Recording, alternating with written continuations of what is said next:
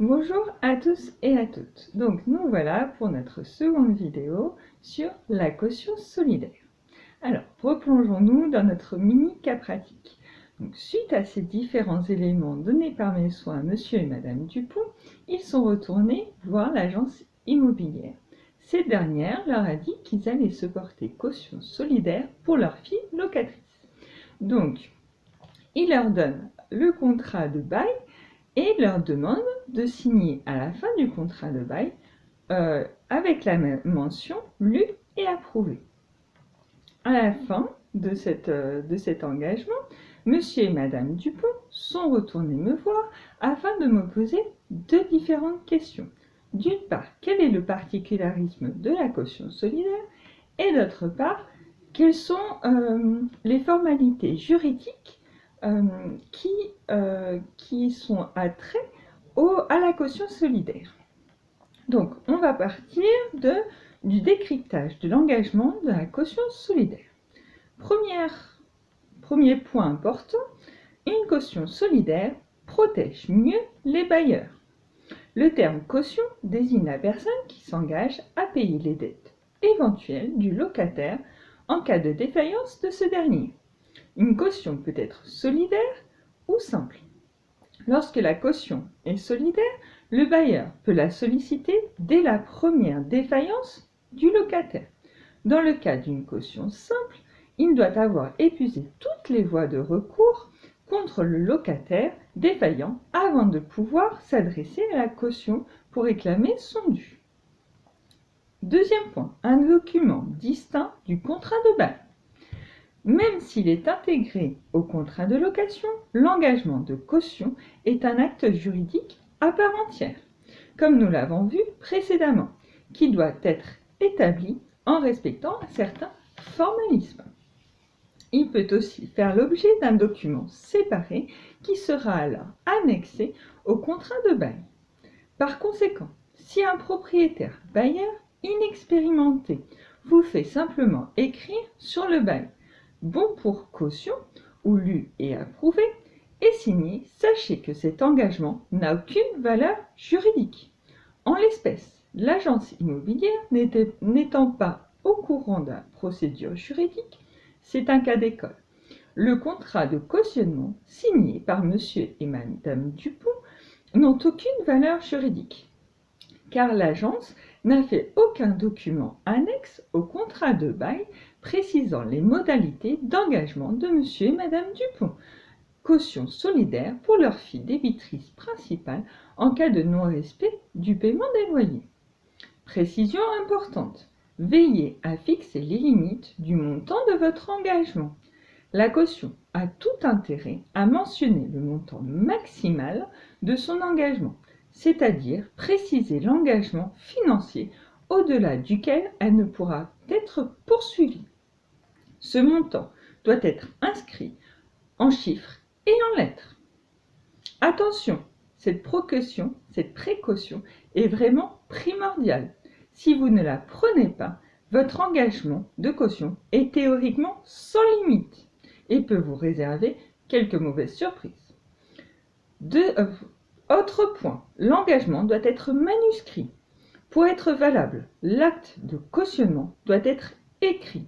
La caution doit même recopier à la main les mentions précisant la nature et le montant du loyer, ainsi que ses conditions de révision, sans oublier l'intégralité du deuxième alinéa de l'article 22-1 de la loi du 6 juillet 1989 sur les rapports locatifs concernant les conditions de résiliation du bail.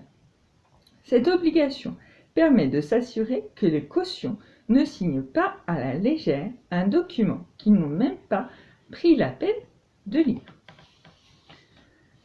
Le plus souvent, l'engagement de caution se présente sur un formulaire préétabli, sur lequel vous devez recopier la formule manuscrite, mais rien ne vous interdit d'écrire la même formule sur papier libre. Autre point, déterminez précisément la durée de votre engagement.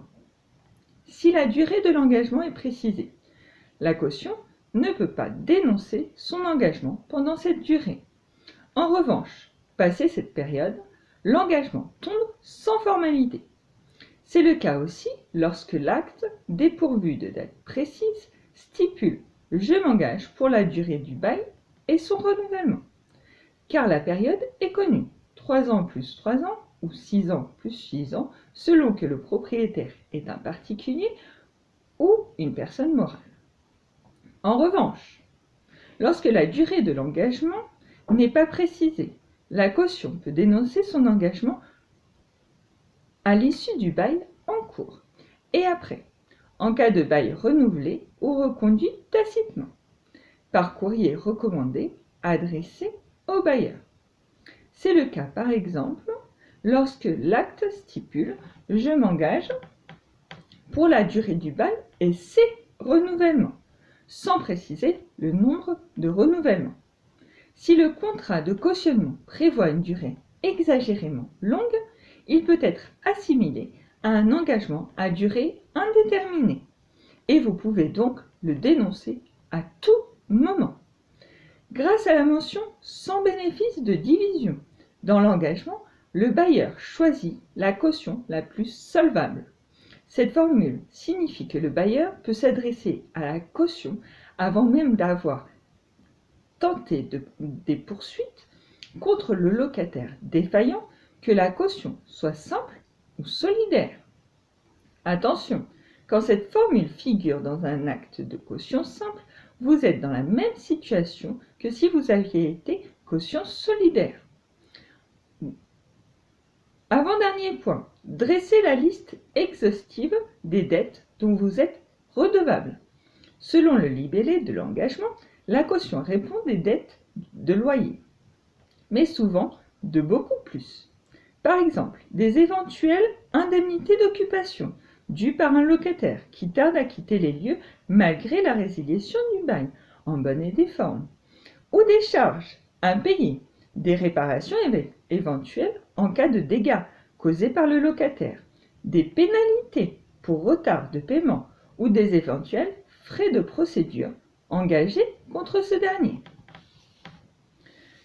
Il faut bien noter également la liste de ces dettes éventuelles doit être précise et la caution ne peut être engagée que pour les sommes prévues dans cette énumération, selon l'article 22-1 de la loi du 6 juillet 1989.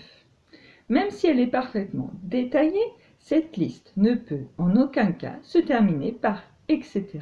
ou des points de suspension. Enfin, il faut exiger d'avoir un exemplaire du bail. Le propriétaire bailleur doit remettre à la caution un exemplaire du contrat de location afin qu'elle soit informée précisément des engagements du locataire. Il faut enfin bien noter, si le propriétaire oublie cette formalité, en cas de litige porté devant les tribunaux, vous pouvez soulever la nullité de votre engagement. Voilà, bon, la vidéo est terminée sur la caution solidaire. J'espère que cela vous a renseigné sur les modalités de votre engagement et je vous dis à bientôt pour de nouvelles aventures. Bye bye!